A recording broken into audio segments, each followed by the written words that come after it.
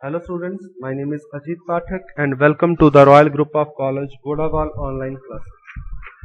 ਅੱਜ ਆਪਾਂ ਮੋਨਟਰੀ ਸਟੈਂਡਰਡ ਨੂੰ ਅੱਗੇ ਕਰਾਂਗੇ ਜੋ ਤੇ ਆਪਾਂ ਇਸ ਤੋਂ ਪਹਿਲਾਂ ਜਿਹੜਾ ਹੈਗਾ ਮੋਨਟਰੀ ਸਟੈਂਡਰਡ ਦੇ ਵਿੱਚ ਕੀਤਾ ਸੀਗਾ ਮੋਨਟਰੀ ਸਟੈਂਡਰਡ ਦੀ ਡੈਫੀਨੇਸ਼ਨ, ਠੀਕ ਹੈ।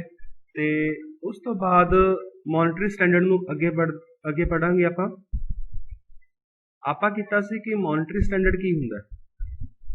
ਮੋਨਟਰੀ ਸਟੈਂਡਰਡ ਦੇ ਵਿੱਚ ਆਪਾਂ ਕੀਤਾ ਸੀਗਾ ਕਿ ਜਿਹੜਾ ਮੋਨਟਰੀ ਸਟੈਂਡਰਡ ਹੈ, ਠੀਕ ਹੈ, ਇਸ ਦੇ ਵਿੱਚ ਆਪਾਂ ਸਟੈਂਡਰਡ ਮਨੀ ਨੂੰ ਯੂਜ਼ ਕਰਦੇ ਹਾਂ ਆਪਣੇ ਮੋਨਟਰੀ ਸਿਸਟਮ ਦੇ ਵਿੱਚ, ਠੀਕ ਹੈ। ਤੇ ਇਹਦੇ ਵਿੱਚ ਇਹ ਜਿਹੜਾ ਹੈਗਾ ਮੋਨਟਰੀ ਸਟੈਂਡਰਡ ਹੈ, ਇਹਦੇ ਵਿੱਚ ਜਿਹੜੀ ਮੋਨਟਰੀ ਅਥਾਰਟੀ ਹੁੰਦੀ ਹੈ, ਠੀਕ ਹੈ, ਉਹ ਇੱਕ ਤਰੀਕੇ ਦੇ ਨਾਲ ਜਿਹੜਾ ਹੈਗਾ ਜਿਹੜੀ ਆਪਣੇ ਕੋਲੇ ਮਨੀ ਹੈ, ਠੀਕ ਹੈ, ਗੋਲਡ ਤੇ ਸਿਲਵਰ ਜਿਹੜਾ ਹੈ ਮੋਨਟਰੀ ਸਟੈਂਡਰਡ ਹੈ ਕਿਸੇ ਵੀ ਜਿਹੜੀ ਹੈਗੀ ਮੈਟਲ ਦੇ ਵਿੱਚ ਹੋ ਸਕਦਾ ਹੈ। It can be gold, silver ਔਰ ਬਾਇਓਮੈਟੈਲਿਕ ਸਟੈਂਡਰਡ, ਠੀਕ ਹੈ ਜੀ। ਉਸ ਤੋਂ ਬਾਅਦ ਜਿਹੜਾ ਹੈ ਮੋਨਟਰੀ ਸਟੈਂਡਰਡ ਹੈ, ਮੋਨਟਰੀ ਸਟੈਂਡਰਡ ਦੇ ਵਿੱਚ ਦੋ ਆਸਪੈਕਟਸ ਦੀ ਆਪਾਂ ਗੱਲ ਕਰਦੇ ਹਾਂ। ਮੋਨਟਰੀ ਸਟੈਂਡਰਡ ਹੈ, ਇਸ ਦੇ ਅੰਦਰ ਦੋ ਆਸਪੈਕਟਸ ਦੀ ਗੱਲ ਕਰਦੇ ਹਾਂ, ਟੂ ਆਸਪੈਕਟਸ। ਇਹ ਦੋ ਆਸਪੈਕਟ ਕਿਹੜੇ ਨੇ?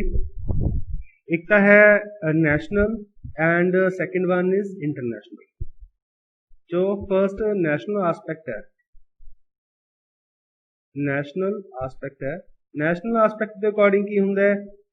It is intended to meet the internal requirements of an economy. National aspect is intended to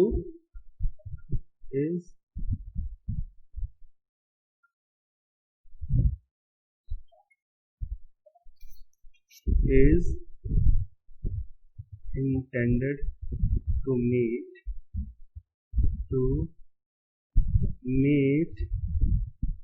the internal requirement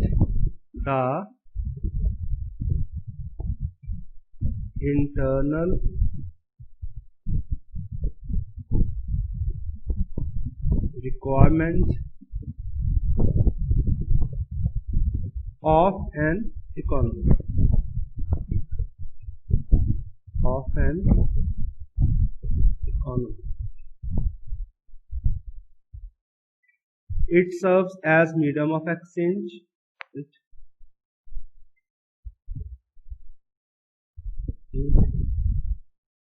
serves as medium of exchange and measure of value.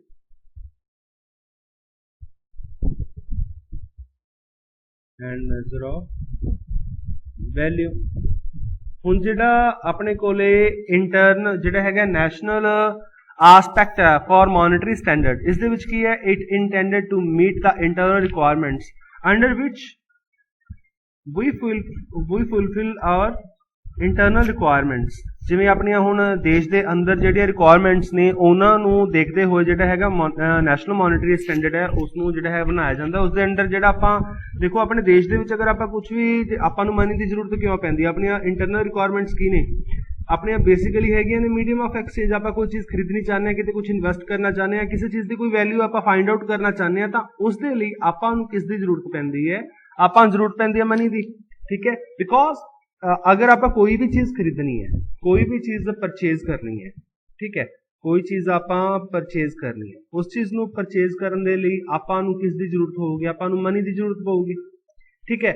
And ਕੋਈ ਵੀ ਆਪਣੇ ਕੋਲੇ commodity ਹੈ, ਕਿਸੇ ਵੀ ਤਰੀਕੇ ਦੀ ਆਪਣੇ ਕੋਲੇ ਕੀ ਹੈ? ਕਮੋਡਿਟੀ ਹੈ।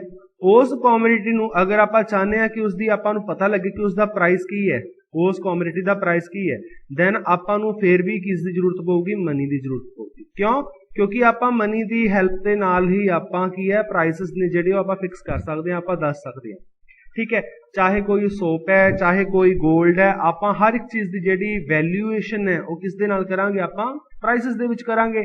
ਕੋਈ ਵੀ ਕਮੋਡਿਟੀ ਹੈ, ਚਾਹੇ ਆਪਾਂ ਕੋਈ ਵੀਟ ਦੀ ਗੱਲ ਕਰੀਏ, ਚਾਹੇ ਆਪਾਂ ਕਿਸੇ ਵੀ ਤਰੀਕੇ ਦੀ ਕਮੋਡਿਟੀ ਦੀ ਗੱਲ ਕਰੀਏ, ਉਹ ਜਿਹੜਾ ਹੈਗਾ ਆਪਾਂ ਨੂੰ ਕਿਸ ਦੇ ਵਿੱਚ ਹੋਊਗਾ?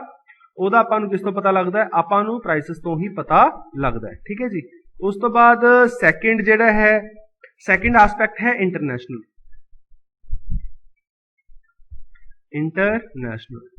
ਹੁਣ ਜਿਹੜਾ ਇੰਟਰਨੈਸ਼ਨਲ ਆਸਪੈਕਟ ਹੈ ਉਸ ਦੇ ਅੰਡਰ ਕੀ ਹੈ, it facilitates international payment, it facilitate international payments. ਹੁਣ ਆਪਾਂ ਨੂੰ ਪਤਾ ਹੈ ਕਿ ਅਗਰ ਆਪਾਂ ਮਨੀ ਹੈ, ਮਨੀ ਨੂੰ ਆਪਾਂ ਅਗਰ ਨੈਸ਼ਨਲ, ਅਗਰ ਆਪਾਂ ਇੰਟਰਨਲ ਗੱਲ ਕਰੀਏ ਤਾਂ ਆਪਾਂ ਨੂੰ as a medium of exchange use ਕਰਦੇ ਹਾਂ ਕਿਸੇ ਚੀਜ਼ ਨੂੰ ਪਰਚੇਸ ਕਰਨ ਦੇ ਲਈ, ਜਾਂ ਆਪਾਂ ਕਿਸੇ ਵੀ ਚੀਜ਼ ਦੀ ਵੈਲਿਊਏਸ਼ਨ ਕਰਨ ਦੇ ਲਈ ਉਸ ਨੂੰ ਯੂਜ਼ ਕਰਦੇ। ਕੋਈ ਕਿਸੇ ਕਮੋਡਿਟੀ ਦੀ ਅਗਰ ਆਪਾਂ ਵੈਲਿਊ ਜਿਹੜਾ ਹੈ ਦੱਸਣਾ ਚਾਹੁੰਦੇ ਹਾਂ ਦੈਨ ਉਹਦੇ ਲਈ ਵੀ ਆਪਾਂ ਕੀ ਹੈ ਇਸ ਨੂੰ ਯੂਜ਼ ਕਰਦੇ ਹਾਂ। ਲੇਕਿਨ ਜਦੋਂ ਆਪਾਂ ਗੱਲ ਕਰਦੇ ਹਾਂ ਅੱਗੇ ਇੰਟਰਨੈਸ਼ਨਲ ਲੈਵਲ ਦੇ ਉੱਪਰ ਕੀ ਹੁੰਦਾ, ਆਪਾਂ ਨੂੰ ਪਤਾ ਆਪਾਂ ਬਹੁਤ ਸਾਰੀਆਂ ਚੀਜ਼ਾਂ ਬਾਹਰੋਂ ਇੰਪੋਰਟ ਕਰਦੇ ਹਾਂ, ਠੀਕ ਹੈ, ਐਂਡ ਬਹੁਤ ਕੁਛ ਹੈ ਜਿਹੜਾ ਆਪਾਂ ਐਕਸਪੋਰਟ ਵੀ ਕਰਦੇ ਹਾਂ। ਇੰਪੋਰਟ ਐਕਸਪੋਰਟ ਹੁੰਦੇ ਆ ਨਾ ਆਪਣੇ ਇੰਡੀਆ ਦੇ ਵਿੱਚ, ਠੀਕ ਹੈ। ਹੁਣ ਜਿਹੜੇ ਇੰਪੋਰਟ ਆਪਾਂ ਕੋਈ ਵੀ ਚੀਜ਼ ਬਾਹਰੋਂ ਮੰਗਵਾ ਰਹੇ ਹਾਂ ਜਿਸ ਨੂੰ ਆਪਾਂ ਕੀ ਕਹਿ ਦਿੰਦੇ ਹਾਂ, ਆਯਾਤ, ਠੀਕ ਹੈ। ਆਯਾਤ ਦੇ ਵਿੱਚ ਜਿਹੜਾ ਹੈ ਆਪਣੇ ਕੀ ਹੋ ਜਾਂਦਾ ਹੈ, ਜਦੋਂ ਆਪਾਂ ਆਯਾਤ ਦੀ ਗੱਲ ਕਰਦੇ ਹਾਂ, ਐਕਸਪੋਰਟ ਕੀ ਹੁੰਦਾ, ਨਿਰਯਾਤ। ਹੁਣ ਜਿਹੜਾ ਆਪਾਂ ਕੁਝ ਵੀ ਬਾਹਰੋਂ ਮੰਗਾ ਰਹੇ ਹਾਂ ਦੈਨ ਉਹਦੇ ਲਈ ਕੋਈ ਨਾ ਕੋਈ ਤਾਂ ਆਪਾਂ ਨੂੰ ਪੇਮੈਂਟ ਕਰਨੀ ਪਊਗੀ, ਠੀਕ ਹੈ, ਐਂਡ ਉਸਦੀ ਵੀ ਵੈਲਿਊਏਸ਼ਨ ਹੋਊਗੀ। ਹੁਣ ਉਦੋਂ ਜਦੋਂ ਆਪਾਂ ਕੀ ਕਰਨੀ ਹੈ, ਵੈਲਿਊਏਸ਼ਨ ਕਰਨੀ ਹੈ, ਉਸ ਨੂੰ ਪੇਮੈਂਟ ਕਰਨੀ ਹੈ, ਤਾਂ ਉਹਦੇ ਲਈ ਆਪਾਂ ਨੂੰ ਕੀ ਕਰਨਾ ਪਊਗਾ, ਆਪਾਂ ਨੂੰ ਜਿਹੜਾ ਹੈ ਮੋਨਿਟਰੀ ਸਟੈਂਡਰਡ ਦੀ ਜ਼ਰੂਰਤ ਪਊਗੀ। ਆਪਾਂ ਨੂੰ ਉਸ ਤੋਂ ਪਤਾ ਲੱਗ ਜਾਂਦਾ ਕਿ ਆਪਣਾ ਰੂਪੀ ਜਿਹੜਾ ਹੈਗਾ ਕਿਸੇ ਡਾਲਰ ਦੇ, ਹੁਣ ਜਿਹੜਾ ਆਪਣਾ 1 ਰੁਪਏ ਦਾ ਜਿਹੜਾ ਆਪਾਂ ਕਹਿ ਦਿੰਦੇ ਹਾਂ, ਠੀਕ ਹੈ, ਕਿੰਨੇ ਡਾਲਰ ਦੇ ਬਰਾਬਰ ਹੈ, ਉਹ ਕਿਸ ਦੀ ਹੈਲਪ ਨਾਲ ਪਤਾ ਲੱਗਦਾ, ਉਹ ਆਪਾਂ ਨੂੰ ਪਤਾ ਲੱਗਦਾ ਮੋਨਿਟਰੀ ਸਟੈਂਡਰਡ ਨੂੰ ਯੂਜ਼ ਕੀਤਾ ਜਾਂਦਾ ਉਸ ਦੇ ਲਈ। ਹੋਰ ਬਹੁਤ ਸਾਰੇ ਮੈਥਡ ਨੇ ਜੋ ਪੁਰਾਣੇ ਟਾਈਮ ਦੇ ਵਿੱਚ ਜਿਹੜਾ ਸੀਗਾ ਮੋਨਿਟਰੀ ਸਟੈਂਡਰਡ ਨੂੰ ਜਿਹੜਾ ਹੈ ਸੀਗਾ ਉਹ ਕਿਸੇ ਯੂਜ਼ ਕੀਤਾ ਜਾਂਦਾ ਸੀਗਾ for the purpose of exchange, for the purpose of valuation of goods and services, ਠੀਕ ਹੈ। ਇਹਦੇ ਵਿੱਚ ਆਪਾਂ ਕੀ ਕਰਦੇ ਸੀ, ਗੁੱਡਸ ਤੇ ਸਰਵਿਸਿਜ਼ ਦੀ ਜਿਹੜੀ ਵੈਲਿਊਏਸ਼ਨ ਸੀ, ਆਪਾਂ ਅਗਰ ਆਪਾਂ ਕੋਈ ਚੀਜ਼ ਆਪਣੀ ਬਾਹਰ ਭੇਜ ਰਹੇ ਹਾਂ, ਠੀਕ ਹੈ, ਉਸ ਨੂੰ ਕਿਸ ਤਰੀਕੇ ਦੇ ਨਾਲ ਉਹਦੀ ਪੇਮੈਂਟ ਵੀ ਤਾਂ ਹੋਊਗੀ, ਤਾਂ ਉਸ ਦੇ ਲਈ ਆਪਾਂ ਨੂੰ ਕੀ ਯੂਜ਼ ਕਰਾਂਗੇ, ਆਪਾਂ ਮੋਨਿਟਰੀ ਸਟੈਂਡਰਡ ਯੂਜ਼ ਕਰਾਂਗੇ, ਠੀਕ ਹੈ ਜੀ। ਉਸ ਤੋਂ ਬਾਅਦ ਕੁਝ ਕੁਆਲਿਟੀਜ਼ ਨੇ ਗੁੱਡ ਮੋਨਿਟਰੀ ਸਟੈਂਡਰਡ ਦੀਆਂ, ਕੁਆਲਿਟੀਜ਼ ਨੇ ਗੁੱਡ ਮੋਨਿਟਰੀ ਸਟੈਂਡਰਡ ਦੀਆਂ। ਸਭ ਤੋਂ ਪਹਿਲੀ ਕੁਆਲਿਟੀ ਕੀ ਹੁੰਦੀ ਹੈ, ਸਿੰਪਲਿਸਿਟੀ।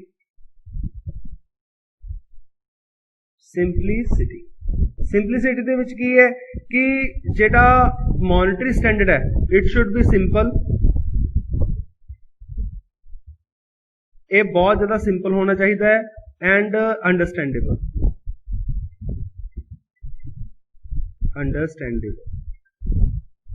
ਠੀਕ ਹੈ। ਮਤਲਬ ਕੀ ਹੈ ਕਿ ਸਿੰਪਲ ਹੋਵੇ, ਸਮਝਣ ਦੇ ਵਿੱਚ ਬਹੁਤਾ ਔਖਾ ਨਾ ਹੋਵੇ, ਈਜ਼ੀਲੀ ਆਪਾਂ ਅੰਡਰਸਟੈਂਡ ਕਰ ਸਕੀਏ ਕਿ ਮੋਨਿਟਰੀ ਸਟੈਂਡਰਡ ਦੇ ਅਕੋਰਡਿੰਗ ਅਗਰ ਆਪਾਂ ਵੈਲਿਊਜ਼ ਕੀਤੀਆਂ ਹੋਈਆਂ ਜਾਂ ਕਿਸੇ ਚੀਜ਼ ਦੀ ਅਗਰ ਵੈਲਿਊਏਸ਼ਨ ਹੋਈ ਹੈ ਕਿਸ ਤਰੀਕੇ ਨਾਲ ਹੋਈ ਹੈ, ਜਿਹੜਾ ਪ੍ਰਾਈਸ ਸਿਸਟਮ ਹੈ ਉਹ ਕਿਸ ਤਰੀਕੇ ਦੇ ਨਾਲ, ਜਿਹੜਾ ਹੈ ਮਨੀ ਦੀ ਵੈਲਿਊਏਸ਼ਨ ਹੈ ਉਹ ਕਿਸ ਤਰੀਕੇ ਦੇ ਨਾਲ ਹੁੰਦੀ ਹੈ, ਠੀਕ ਹੈ। ਇਹਦੇ ਬਾਰੇ ਆਪਾਂ ਨੂੰ ਪਤਾ ਹੋਣਾ ਚਾਹੀਦਾ, ਈਜ਼ੀ ਹੋਵੇ ਤੇ ਅੰਡਰਸਟੈਂਡੇਬਲ ਹੋਵੇ। ਉਸ ਤੋਂ ਬਾਅਦ ਇਲਾਸਟਿਸਿਟੀ ਆਪਾਂ ਕਿਉਂ ਯੂਜ਼ ਕਰਦੇ ਹਾਂ, ਇਲਾਸਟਿਸਿਟੀ ਦੇ ਲਈ ਇਸ ਲਈ ਕੀਤਾ ਜਾਂਦਾ ਹੈ ਕਿਉਂਕਿ ਅਗਰ ਆਪਾਂ ਨੂੰ ਜ਼ਰੂਰਤ ਪਵੇ ਕਿ ਆਪਾਂ ਅਗਰ ਮਨੀ ਸਪਲਾਈ ਨੂੰ ਇਨਕਰੀਜ਼ ਜਾਂ ਡਿਕਰੀਜ਼ ਕਰਨਾ ਚਾਹੁੰਦੇ ਹਾਂ, ਅਗਰ ਆਪਾਂ ਆਪਣੀ ਮਨੀ ਸਪਲਾਈ ਹੈ ਜਿਹੜੀ, ਠੀਕ ਹੈ, ਉਹ ਅਗਰ ਆਪਾਂ ਇਨਕਰੀਜ਼ ਕਰਨਾ ਚਾਹ ਰਹੇ ਹਾਂ ਜਾਂ ਆਪਾਂ ਡਿਕਰੀਜ਼ ਕਰਨਾ ਚਾਹ ਰਹੇ ਹਾਂ, ਠੀਕ ਹੈ, ਤਾਂ ਉਹ ਆਪਾਂ ਈਜ਼ੀਲੀ ਕੀ ਹੈ ਕਰ ਸਕੀਏ, ਈਜ਼ੀਲੀ ਪੋਸੀਬਲ ਹੋਵੇ ਉਹ ਚੀਜ਼ ਕਰਨੀ, ਠੀਕ ਹੈ। ਦੈਟ ਮੀਨ ਕੀ ਹੈ, ਆਪਣਾ ਜਿਹੜਾ ਹੈਗਾ ਇਲਾਸਟਿਕ ਹੈ ਸਿਸਟਮ, ਠੀਕ ਹੈ। ਇਲਾਸਟਿਕ ਦਾ ਮਤਲਬ ਕੀ ਹੁੰਦਾ ਕਿ ਆਪਾਂ ਆਪਣੇ ਟਾਈਮ ਦੇ ਅਕੋਰਡਿੰਗ ਟੂ ਨੀਡ ਜਿਹੜਾ ਹੈ ਉਸ ਨੂੰ ਆਪਾਂ ਵਧਾ ਘਟਾ ਸਕੀਏ, ਉਸ ਨੂੰ ਆਪਾਂ ਚੇਂਜ ਕਰ ਸਕੀਏ, ਠੀਕ ਹੈ ਜੀ। ਉਸ ਤੋਂ ਬਾਅਦ ਥਰਡ ਆ ਜਾਂਦਾ ਇਕੋਨੋਮਿਕਲ। ਇਹ ਤਾਂ ਬਹੁਤ ਜ਼ਿਆਦਾ ਜ਼ਰੂਰੀ ਹੈ ਕਿ ਆਪਾਂ ਕੋਈ ਵੀ ਚੀਜ਼ ਅਗਰ ਆਪਾਂ ਕਰਦੇ ਹਾਂ ਤਾਂ ਉਹਦੇ ਵਿੱਚ ਇੱਕ ਚੀਜ਼ ਜ਼ਰੂਰੀ ਹੁੰਦੀ ਹੈ ਕਿ ਉਹ ਇਕਨੋਮਿਕਲ ਹੋਣਾ ਚਾਹੀਦਾ ਹੈ, ਮਤਲਬ ਉਹਦੀ ਜਿਹੜੀ ਕਾਸਟ ਹੈ ਉਹ ਜ਼ਿਆਦਾ ਨਾ ਪੈਂਦੀ ਹੋਵੇ, ਠੀਕ ਹੈ।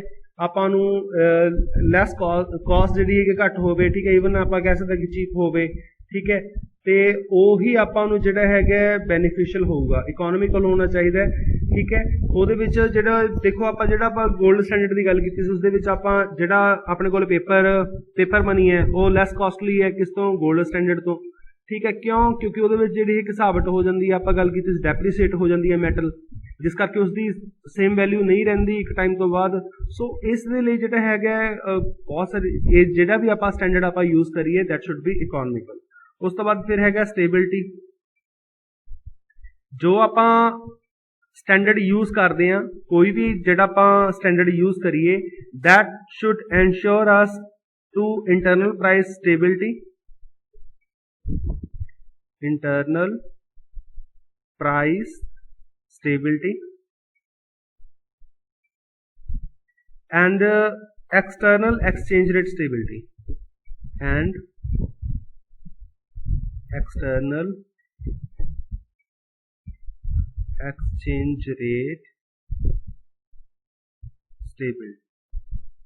ठीक है, ਇਹਦੇ ਵਿੱਚ ਜ਼ਰੂਰੀ ਹੈ ਸਟੇਬਿਲਿਟੀ ਦੇ ਵਿੱਚ ਕਿ ਜਿਹੜਾ ਵੀ ਆਪਾਂ ਮੋਨਿਟਰੀ ਸਟੈਂਡਰਡ ਯੂਜ਼ ਕਰ ਰਹੇ ਹਾਂ, ਠੀਕ ਹੈ, ਉਹ ਆਪਣੇ ਜਿਹੜਾ ਲੋਕਲ ਇੰਟਰਨਲ ਪ੍ਰਾਈਸ ਲੈਵਲ ਹੈ, ਜੋ ਪ੍ਰਾਈਸਿਸ ਨੇ ਕਮੋਡਿਟੀਜ਼ ਦੇ, ਉਹਦੇ ਉੱਪਰ ਜ਼ਿਆਦਾ ਇੰਪੈਕਟ ਨਾ ਕਰਦਾ ਹੋਵੇ। ਇਹ ਨਹੀਂ ਹੈਗਾ ਕਿ ਆਪਾਂ ਮੋਨਿਟਰੀ ਸਟੈਂਡਰਡ ਕੋਈ ਯੂਜ਼ ਕੀਤਾ, ਉਸ ਦੇ ਨਾਲ ਕੀ ਹੋਇਆ ਕਿ ਆਪਣੇ ਜਿਹੜੇ ਵੀ ਆਪਣੇ ਕੋਲ ਕਮੋਡਿਟੀ ਸੀਗੇ ਉਹਨਾਂ ਦੇ ਪ੍ਰਾਈਸਿਸ ਨੇ ਜਿਹੜੇ ਉਹ ਬਹੁਤ ਜ਼ਿਆਦਾ ਵੱਧ ਗਏ, ਇਨਫਲੇਸ਼ਨ ਦੀ ਸਿਚੁਏਸ਼ਨ ਆ ਗਈ। ਠੀਕ ਹੈ, ਸੋ ਇਹ ਚੀਜ਼ ਨੂੰ ਧਿਆਨ ਦੇ ਵਿੱਚ ਰੱਖਣਾ ਪੈਂਦਾ ਹੈ। ਮੋਨਿਟਰੀ ਸਟੈਂਡਰਡ ਉਹੀ ਵਧੀਆ ਹੁੰਦਾ ਹੈ ਜਿਸ ਦੇ ਵਿੱਚ ਜਿਹੜੇ ਇੰਟਰਨਲ ਪ੍ਰਾਈਸਿਸ ਨੇ ਆਪਣੇ ਉਹ ਕੀ ਸਟੇਬਲ ਰਹਿੰਦੇ ਹੈ। ਠੀਕ ਹੈ, ਐਂਡ ਜਿਹੜਾ ਐਕਸਟਰਨਲ ਐਕਸਚੇਂਜ ਰੇਟ ਹੈ ਉਹ ਵੀ ਕੀ ਰਹਿੰਦਾ ਹੈ, ਸਟੇਬਲ ਰਹਿੰਦਾ ਹੈ। ਐਕਸਚੇਂਜ ਰੇਟ ਕੀ ਹੁੰਦਾ ਹੈ, ਆਪਾਂ ਕੋਈ ਕਦੋਂ ਵੀ ਜਿਹੜਾ ਹੈਗਾ, ਆਪਾਂ ਇਸ ਟਾਈਮ ਜਦੋਂ ਆਪਾਂ ਕਦੇ ਵੀ ਆਪਾਂ ਗੱਲ ਕਰਦੇ ਹਾਂ, ਆਪਾਂ ਕਹਿ ਦਿੰਦੇ ਹਾਂ ਕਿ $1 ਦਾ ਜਿਹੜਾ ਹੈਗਾ ਆਪਣਾ ਰੁਪੀ ਦਾ ਰੇਟ ਜਿਹੜਾ ਹੈਗਾ ਹੋ ਗਿਆ, ਸਪੋਜ਼ ਕਰੋ ਕਿ ਆਪਾਂ 55 ਰੁਪਏ ਦੀ ਗੱਲ ਕਰੀਏ, $1 ਜਿਹੜਾ ਹੈ 55 ਰੁਪਏ ਦੇ ਬਰਾਬਰ ਹੋ ਗਿਆ। ਹੁਣ ਇਹ ਆਪਾਂ ਨੂੰ ਕਿਵੇਂ ਪਤਾ ਲੱਗਦਾ, with the help of exchange rate. ਅਗਰ ਇਹ ਵੱਧਦਾ ਜਾ ਰਿਹਾ ਹੈ ਜਾਂ ਘਟਦਾ ਜਾ ਰਿਹਾ, ਦੈਟ ਮੀਨ ਮੋਨਿਟਰੀ ਸਟੈਂਡਰਡ ਜਿਹੜਾ ਹੈਗਾ ਉਹ ਬਹੁਤਾ ਵਧੀਆ ਨਹੀਂ ਹੈਗਾ। ਠੀਕ ਹੈ, ਉਹ ਕਿਉਂ ਵਧੀਆ ਹੋ, ਕਿਸ ਤਰੀਕੇ ਨਾਲ ਵਧੀਆ ਹੋਊਗਾ, ਅਗਰ ਇਹਦੇ ਵਿੱਚ ਜ਼ਿਆਦਾ ਫਲਕਚੁਏਸ਼ਨਸ ਨਹੀਂ ਹੁੰਦੀਆਂ ਮੋਨਿਟਰੀ ਸਟੈਂਡਰਡ ਦੀਆਂ ਦੇ ਵਿੱਚ ਜਿਹੜਾ ਹੈਗਾ, ਅਗਰ ਜਿਹੜਾ ਆਪਣੇ ਕੋਲੇ ਐਕਸਚੇਂਜ ਰੇਟ ਹੈ ਉਸ ਦੇ ਵਿੱਚ ਜ਼ਿਆਦਾ ਜਿਹੜੀਆਂ ਨੇ ਚੇਂਜਸ ਨਹੀਂ ਆਉਂਦੇ, ਦੈਟ ਮੀਨ ਕੀ ਹੈ, ਉਹ ਜ਼ਿਆਦਾ ਇੰਪੈਕਟਫੁਲ ਹੈ। ਉਸ ਤੋਂ ਬਾਅਦ ਫਿਰ ਹੈ 5th ਦੇ ਵਿੱਚ ਜਿਹੜਾ ਹੈਗਾ ਆਪਾਂ ਕਰਦੇ ਹਾਂ ਇਹਦੇ ਵਿੱਚ ਕਨਵਰਟੇਬਿਲਿਟੀ। ਕਨਵਰਟੇਬਿਲਿਟੀ ਦਾ ਮਤਲਬ ਇਹ ਹੈ ਕਿ ਅਗਰ ਆਪਾਂ ਜਿਹੜਾ ਹੈ ਆਪਣੀ ਮੋਨਿਟਰੀ ਸਟੈਂਡਰਡ ਦੇ ਵਿੱਚ ਆਪਾਂ ਜਿਹੜੀ ਵੀ ਕਰੰਸੀ ਯੂਜ਼ ਕਰ ਰਹੇ ਹਾਂ, ਠੀਕ ਹੈ, that is easily convertible। ਠੀਕ ਹੈ, ਕਨਵਰਟੇਬਿਲਿਟੀ ਮਤਲਬ ਈਜ਼ੀਲੀ ਆਪਾਂ ਕੀ ਕਰ ਸਕਦੇ ਹਾਂ, ਕਨਵਰਟ ਕਰ ਸਕਦੇ ਹਾਂ ਕਿਸੇ ਵੀ ਫਾਰਮ ਦੇ ਵਿੱਚ, ਚਾਹੇ ਉਹ ਜਿਹੜਾ ਪੈਸੇ ਦੇ ਬਦਲੇ ਜਿਹੜਾ ਹੈ ਆਪਾਂ ਕੋਈ ਵੀ ਕਮੋਡਿਟੀ ਖਰੀਦ ਸਕਦੇ ਹਾਂ, ਈਜ਼ੀਲੀ ਕਨਵਰਟੇਬਲ ਹੋਵੇ ਜੋ ਕਿ। ਠੀਕ ਹੈ, ਐਂਡ ਉਸ ਤੋਂ ਬਾਅਦ ਫਿਰ 6th ਆ ਜਾਂਦਾ ਹੈ ਲੀਗੈਲਿਟੀ। ਜਿਹੜਾ ਹੈਗਾ ਕੋਈ ਜਿਹੜਾ ਆਪਾਂ ਮੋਨਿਟਰੀ ਸਟੈਂਡਰਡ ਆਪਾਂ ਯੂਜ਼ ਕਰ ਰਹੇ ਹਾਂ, ਠੀਕ ਹੈ, ਦੈਟ ਸ਼ੁੱਡ ਬੀ ਲੀਗਲ। ਮਤਲਬ ਉਹ ਕੀ ਹੈ, ਲੀਗਲ ਇਨ ਦਾ ਸੈਂਸ ਕੀ ਹੈ, ਉਹ ਅਕੋਰਡਿੰਗ ਟੂ ਲਾਜ਼ ਹੋਵੇ, ਰੂਲਸ ਹੋਵੇ, ਉਸਦੇ ਕੁਝ ਰੂਲਸ ਹੋਣ, ਰੂਲਸ ਤੇ ਰੈਗੂਲੇਸ਼ਨਸ ਦੇ ਅੰਡਰ ਕੰਮ ਕਰਦਾ ਹੋਵੇ। ਠੀਕ ਹੈ, ਉਸ ਤੋਂ ਬਾਅਦ ਫਿਰ ਹੈ ਜਿਹੜਾ ਆਪਣੇ ਕੋਲੇ ਮੋਨਿਟਰੀ ਸਟੈਂਡਰਡ ਹੁੰਦਾ ਹੈ, ਠੀਕ ਹੈ, ਦੈਟ ਸ਼ੁੱਡ ਇਕਨੋਮਿਕਲੀ ਡਿਵੈਲਪਡ। ਜਿਹੜਾ ਹੈ ਆਪਾਂ ਅਗਰ ਇਕਨੋਮਿਕ ਡਿਵੈਲਪਮੈਂਟ ਦੀ ਗੱਲ ਕਰੀਏ ਤਾਂ ਡਿਵੈਲਪਮੈਂਟ ਦੇ ਵਿੱਚ ਉਹ ਹੈਲਪ ਕਰਨ ਵਾਲਾ ਹੁੰਦਾ, ਉਸ ਦੀ ਹੈਲਪ ਦੇ ਨਾਲ ਜਿਹੜਾ ਹੈਗਾ ਆਪਣੀ ਇਕੋਨਮੀ ਹੈ ਜਿਹੜੀ ਅਗਰ ਉਹ ਡਿਵੈਲਪ ਕਰ ਰਹੀ ਹੈ, ਦੈਟ ਮੀਨ ਕੀ ਹੈ, ਉਹ ਕੀ ਹੈ, ਡਿਵੈਲਪ ਕਰ ਰਹੀ ਹੈ, ਦੈਟ ਮੀਨ ਜਿਹੜਾ ਉਹ ਵਾਲਾ ਮੋਨਿਟਰੀ ਸਟੈਂਡਰਡ ਹੈ ਉਹ ਕੀ ਹੈ, ਬੈਟਰ ਹੈ, ਉਹ ਬਹੁਤ ਵਧੀਆ ਹੈ। ਕਿਉਂ? ਕਿਉਂਕਿ ਜਿਹੜਾ ਮੋਨਿਟਰੀ ਸਟੈਂਡਰਡ ਹੈ ਉਸ ਦੇ ਬਿਹਾਫ ਦੇ ਉੱਪਰ ਜਿਹੜੀ ਹੈ ਇੱਕ ਇਕੋਨਮੀ ਹੈ, ਇੱਕ ਦੇਸ਼ ਹੈ, ਇੱਕ ਕੰਟਰੀ ਹੈ, ਉਸ ਦੀ ਡਿਵੈਲਪਮੈਂਟ ਹੁੰਦੀ ਹੈ। ਠੀਕ ਹੈ, ਅਗਰ ਆਪਣਾ ਜਿਹੜਾ ਮੋਨਿਟਰੀ ਸਟੈਂਡਰਡ ਬਹੁਤ ਵਧੀਆ ਹੈ, ਕਿਉਂ? ਕਿਉਂਕਿ ਅਗਰ ਆਪਣੇ ਕੋਲੇ ਪ੍ਰਾਈਸ ਸਟੇਬਿਲਿਟੀ ਹੈ ਤਾਂ ਉਸ ਦੇ ਨਾਲ ਕੀ ਹੋਊਗਾ, ਪ੍ਰਾਈਸ ਬਹੁਤੇ ਫਲਕਚੁਏਟ ਨਹੀਂ ਹੋਣਗੇ, ਦੈਨ ਮਾਰਕੀਟ ਸਟੇਬਿਲਿਟੀ ਬਣੀ ਰਹਿੰਦੀ ਹੈ। ਤੇ ਜਿਹੜੇ ਆਪਣੇ ਕੋਲੇ ਬਿਜ਼ਨਸਮੈਨ ਨੇ ਜਾਂ ਜਿਨ੍ਹਾਂ ਨੂੰ ਆਪਾਂ ਕਹਿ ਸਕਦੇ ਹਾਂ ਕਿ ਜਿਹੜੇ ਇਨਵੈਸਟਰਸ ਨੇ, ਠੀਕ ਹੈ, ਉਹ ਬੈਟਰ ਵੇ ਦੇ ਨਾਲ ਜਿਹੜੀ ਹੈਗੀ ਇਨਵੈਸਟਮੈਂਟ ਕਰ ਸਕਦੇ ਆ। ਤੇ ਨਾਲ ਹੀ ਅਗਰ ਐਕਸਚੇਂਜ ਰੇਟ ਦੇ ਵਿੱਚ ਸਟੇਬਿਲਿਟੀ ਰਹਿੰਦੀ ਹੈ ਤਾਂ ਉਸ ਦੇ ਨਾਲ ਕੀ ਹੁੰਦਾ, ਆਪਾਂ ਇੰਪੋਰਟ ਐਕਸਪੋਰਟ ਵਧੀਆ ਹੋ ਜਾਂਦਾ ਹੈ, ਜਾਂ ਜਿਹੜੇ ਫੋਰਨ ਇਨਵੈਸਟਰਸ ਨੇ, ਜਿਹੜੀ FDI ਹੈ, ਠੀਕ ਹੈ, ਉਹ ਵੀ ਈਜ਼ੀਲੀ ਜਿਹੜੀ ਆਪਾਂ ਨੂੰ ਪ੍ਰੋਵਾਈਡ ਹੋ ਜਾਂਦੀ ਹੈ because of exchange rate stability. ਠੀਕ ਹੈ, ਅਗਰ ਜਿਹੜੇ ਹੈਗੇ ਆ ਰੁਪੀ ਤੇ ਜਿਹੜਾ ਹੈ ਆਪਣੇ ਕੋਲ ਡਾਲਰ ਹੈ, ਉਸ ਦੇ ਰੇਟ ਦੇ ਵਿੱਚ ਅਗਰ ਫਲਕਚੁਏਸ਼ਨਸ ਬਹੁਤ ਜ਼ਿਆਦਾ ਹੁੰਦੀਆਂ ਨੇ, ਇੱਕੋਦਮ ਘਟ ਜਾਂਦਾ, ਇੱਕੋਦਮ ਵੱਧ ਜਾਂਦਾ, ਦੈਨ ਉਸ ਦੇ ਨਾਲ ਥੋੜੀ ਜਿਹੀ ਪ੍ਰੋਬਲਮ ਆਉਂਦੀ ਹੈ ਕਿਸ ਚੀਜ਼ ਦੇ ਵਿੱਚ, ਜਿਹੜੀ ਆਪਣੇ ਕੋਲੇ ਇਨਵੈਸਟਰਸ ਨੇ ਉਸ ਦੇ ਵਿੱਚ ਇਨਵੈਸਟਮੈਂਟ ਦੇ ਵਿੱਚ ਪ੍ਰੋਬਲਮ ਆਉਂਦੀ ਹੈ। ਦੈਨ ਜਿਹੜਾ ਹੈਗਾ ਆਪਣੀ ਇਕਨੋਮਿਕ ਡਿਵੈਲਪਮੈਂਟ ਦੇ ਵਿੱਚ ਇਹ ਬਹੁਤ ਹੀ ਜਿਹੜਾ ਹੈਗਾ ਮੇਨ ਜਿਹੜਾ ਹੈ ਰੋਲ ਹੈ ਉਹ ਪਲੇ ਕਰਦਾ ਹੈ। ਠੀਕ ਹੈ, ਸੋ ਆਪਾਂ ਜਿਹੜਾ ਅੱਜ ਵਾਲੀ ਵੀਡੀਓ ਦੇ ਵਿੱਚ ਆਪਾਂ ਕੀਤਾ ਹੈ, ਇਹਦੇ ਆਸਪੈਕਟ ਨੈਸ਼ਨਲ ਹੁੰਦੇ, ਇੰਟਰਨੈਸ਼ਨਲ ਹੁੰਦੇ, ਦੈਨ ਇਸ ਦੀ ਕੁਆਲਿਟੀਜ਼ ਦੀ ਗੱਲ ਕਰ ਲਈਆਂ। ਠੀਕ ਹੈ, ਸੋ ਇਸ ਤੋਂ ਬਾਅਦ ਨੈਕਸਟ ਦੇ ਵਿੱਚ ਆਪਾਂ ਗੱਲ ਕਰਾਂਗੇ ਟਾਈਪਸ ਆਫ ਮੋਨਿਟਰੀ ਸਟੈਂਡਰਡ ਕਿਹੜੇ ਕਿਹੜੇ ਹੁੰਦੇ ਆ, ਮੈਟੈਲਿਕ ਸਟੈਂਡਰਡ, ਪੇਪਰ ਸਟੈਂਡਰਡ, ਠੀਕ ਹੈ, ਮੋਨੋਮੈਟਾਲਿਜ਼ਮ ਕੀ ਹੁੰਦਾ, ਬਾਇਓਮੈਟਾਲਿਜ਼ਮ ਕੀ ਹੁੰਦਾ, ਆਪਾਂ ਉਹ ਸਾਰਾ ਪੜਾਂਗੇ। ਠੀਕ ਹੈ ਜੀ, thank you so much, have a good day, stay home, stay safe.